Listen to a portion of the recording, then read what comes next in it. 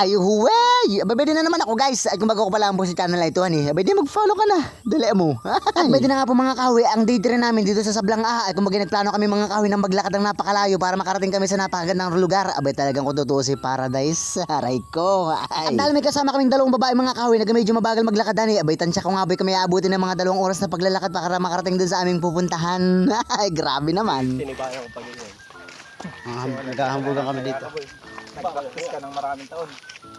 At makalipas nga po ang naki 30 minutes sa paglalakad mga kahoy abay sa wakas nga po nakarating na kami sa tulay na ito. Abay itong ilog na ito mga kahoy yung kadulo-dulo na ito ang aming binabalak puntahan. Abay talagang napakalayo. At kung makikita ninyo mga kahoy ang lugar na ito hani, abay talagang nga pong napakaganda lalo sa personal mga kahoy. Ang puno ay napakagandahan diyan. Ang tubig ay para kang naglalakad sa ice cream. Ay. Ano ba yan?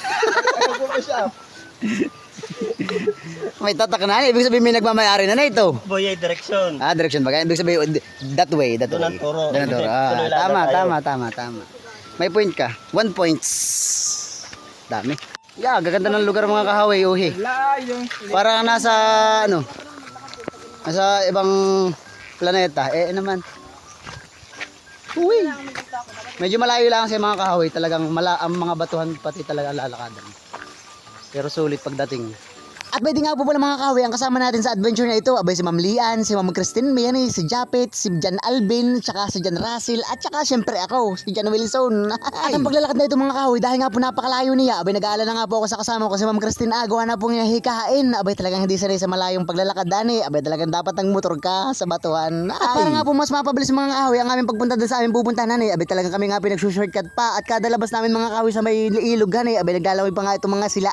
Abay talagang lalo ng tagalan. Ay, pero sulit naman mga kahoy ang paglalakad na gawa ng napakaganda nga po ng lugar tapos ay napakasariwa ng hangin ay yung tubig pa mga kahoy para baga siya nasa rep hani talaga hagot lamig. At para po sa mga hindi pa nakakala mga kahoy ng lugar na pupuntahan namin hani, abay tinatawag po siyang Dipalyon Falls. Abay talagang napakagandang lugar mga kahoy. At kung tatangkain po ninyo mga kahoy na makarating po sa lugar na ito, abay maganda po kayo na magandang camera mga kahoy para po sulit na sulit talagang kitang-kita yung ganda ng lugar. Abay talagang sa totoo lang mga kahoy ay yung camera ko lang ay masama. At syempre ay dapat handa din po mga kahoy yung inyong pangkalusugan ay dapat yung katawan ninyo matibay-tibay sa mahaba-habang lakadan at saka yung ma-spec na tsinelas sana o kaya sapatos at yung mga bato mga kahoy ay talagang madulas. At makalabas nga po kami mga kahoy sa isa pang shortcut na ito hani, abay ba din na naman po yung ilog mga kahoy at naglawin na naman nga sila kung bagay pang matanggal ng init ng pakaramdaman at yung tubig mga kahoy talagang napakalamig. Ay totoo naman. At kaunting advice lang po mga kahoy kapag pupunta po kayo dito, dapat po ang panahon ay kasagsagan po ng tag-init para po yung lagaslas ng tubig ay mahina lang. Tamang-tama lang po pag sa pagtawid hani. At pag kayo mga kahoy napapadpad dito ng kasagsagan ng tag-ulan hani, abay talaga baka kayo mapagaya sa barkada namin isa na si Jan Alvin, abay talagang nagtawid siya ay napabayantak sa bato.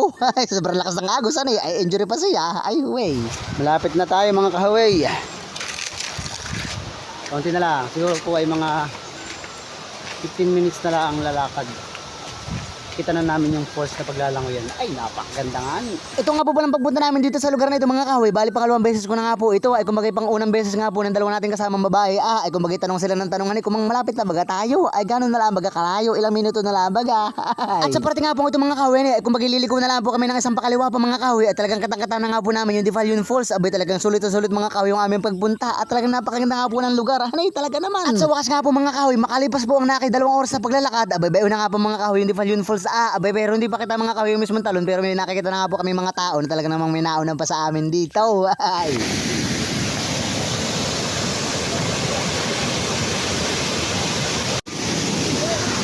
Ano, maganda?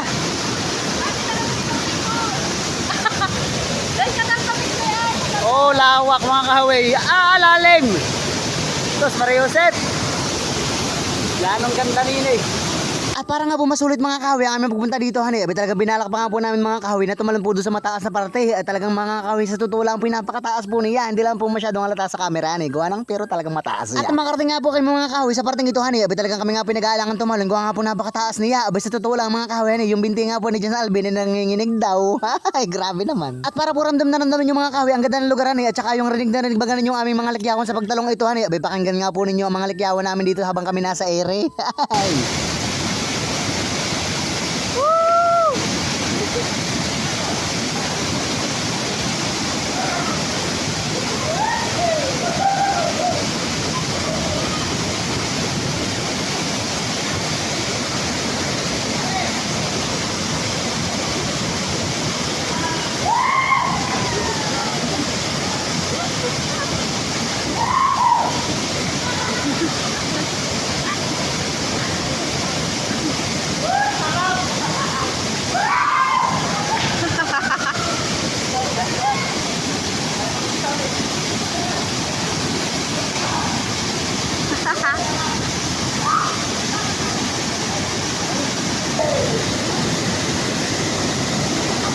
Shoutout po mga nagra-rock climbing.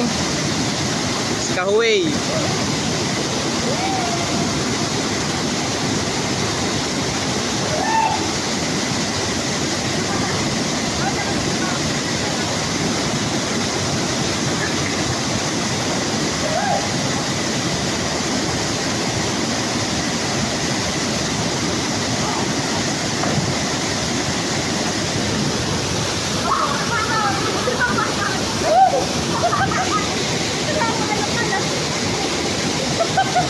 Kasarap nga ni.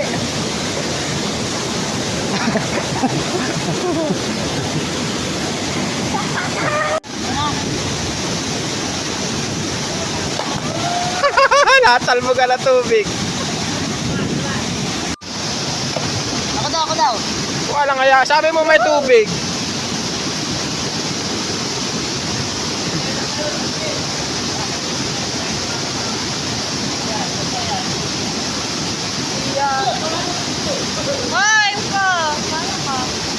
Kung kayo po mga kahoy ay nagbabalak po makarating dito ani, talaga maaari po namin kayong samahan para po kayo may tour guide kahit paano. Abay talaga naman kayo mag-i-enjoy nga ani dito.